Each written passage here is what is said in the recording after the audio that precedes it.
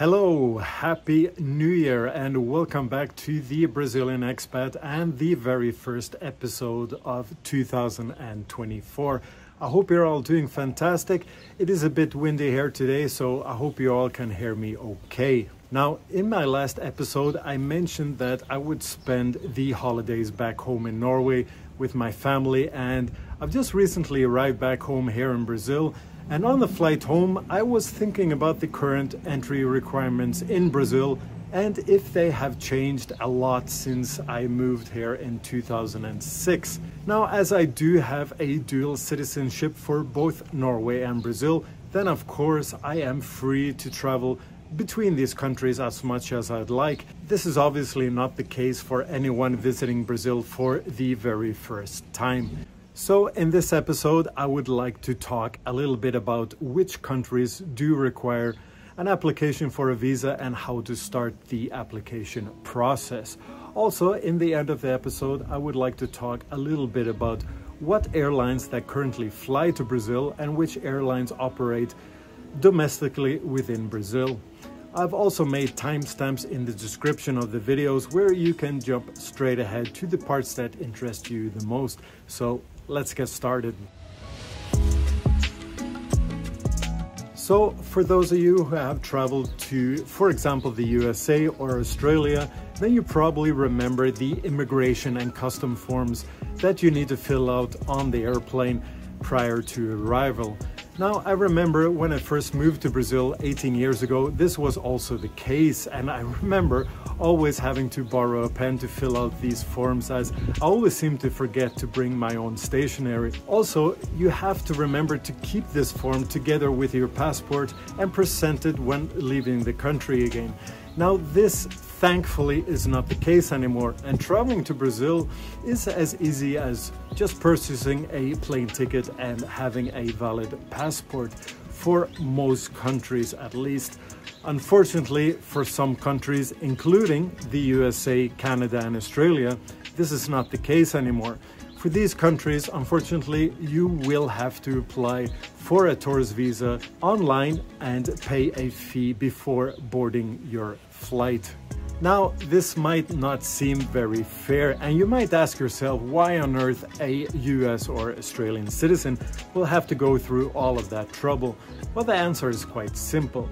Now, Brazil is simply demanding a visa application process for citizens of certain countries that demand Brazilians to go through the exact same process when entering their country. So that is only a logical explanation, and when you think about it, it only seems fair. And I am sure that a lot of you who have traveled on vacation to either the US or Australia know about the tedious application process of obtaining a visitor visa prior to making the journey. So what Brazil is doing is basically demanding the same treatment for those countries who do demand an application for Brazilians coming to their country, if that makes sense. Now, applying for a visa, though, is quite straightforward. You will have to fill out a form and answer some questions online. Now, the part that will catch many by surprise is that you need to provide a bank statement showing that you have at least $2,000 in your account. Also, you do need to purchase your plane ticket beforehand, before even starting the application process. And the reason for this is because you need to prove that you have a return ticket and that you intend to leave the country at the end of your journey. Now, you might find this to be kind of strange. However, if you think about it, then it makes quite a lot of sense. You obviously also need funds to vacation in Brazil, and although I'm not sure if this was ever a problem before, but I can only imagine that these requirements are in place due to the fact that some visitors may be backpackers or maybe someone previously working illegally at some hostel or bed and breakfast run by maybe other foreigners. Now, where I live, I've seen a handful of foreigners overstaying their tourist visa and even working for some hotels or even surf shops in exchange for accommodation and food. So this is actually quite common. And lastly, you do need at least 2 blank pages in your passport when you arrive. And this is most likely because they will stamp or staple some sort of document in these 2 pages. And the processing fee of acquiring your visa is approximately $80. Now, there is some good news, and that is once you have gotten your visa approved, you do not need to reapply for another 10 years. Now, something that applies to all countries: once a visitor visa has been obtained, it is valid for a duration of 90 days. There is a possibility, however, to extend your visa to an additional 90 days, being 180 days in total. And this can be done at the federal police station after you have arrived in Brazil. Now, a 180 days per year is the maximum of days that any tourist can obtain, and you will have to wait an additional year before entering the country again. You can't simply exit the country after 180 days and expect to return the following week with an additional 90 days of allowance. Now, if you do overstay your visa, then you will face a daily fine. Also, you will be given a 180-day entry ban into Brazil. This fine has to be paid either when leaving Brazil or upon your next arrival into Brazil. Now, I highly recommend that you pay any fines prior to leaving Brazil, as you might face a very hard time with the authorities when you ever decide to return. Now, unfortunately, I wasn't able to gather any information about the actual amount that you will be fined. So if anyone has the answer to this, then please leave a comment below. So what about purchasing your flight to Brazil?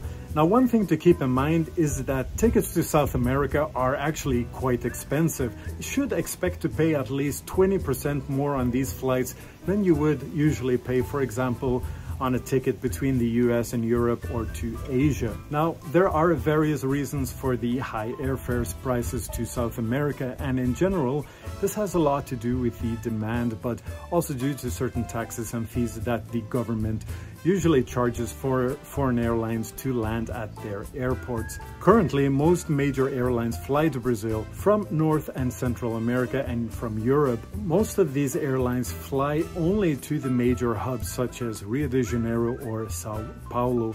There are certain airlines that fly directly to other cities as well in Brazil. However, just keep in mind that these tickets are usually very expensive, as the demand is quite high on these routes. The flights are usually also always full. And one example that I can give you is Air France, that flies 3 times a week from Paris directly to the city of Fortaleza. And the tickets for this route is usually much more expensive than, for example, flying to Rio or Sao Paulo and then continuing on a domestic flight up to whatever city that you choose to stay here in Brazil.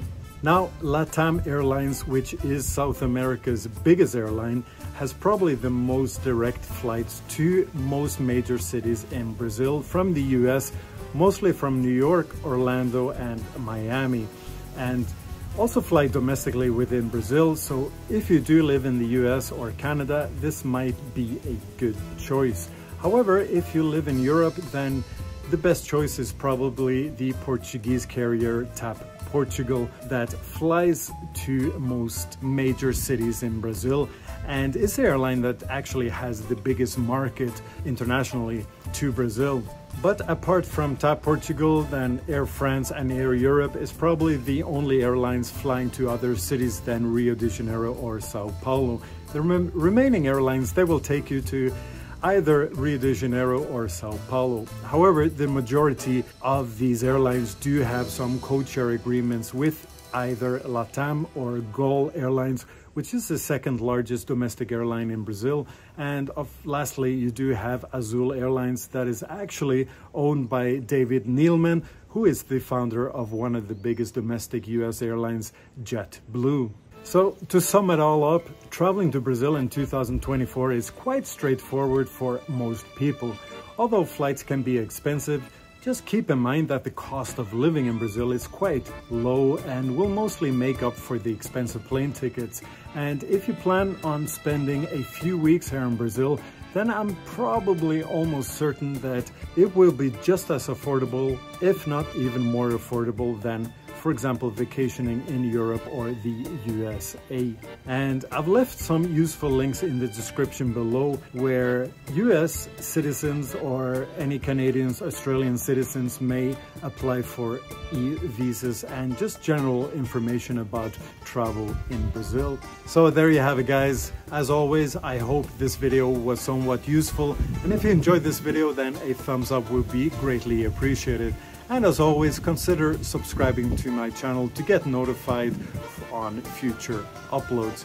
Until the next time, guys, happy travels and hopefully see you soon here in this wonderful place that is Brazil. Take care. Ciao, ciao.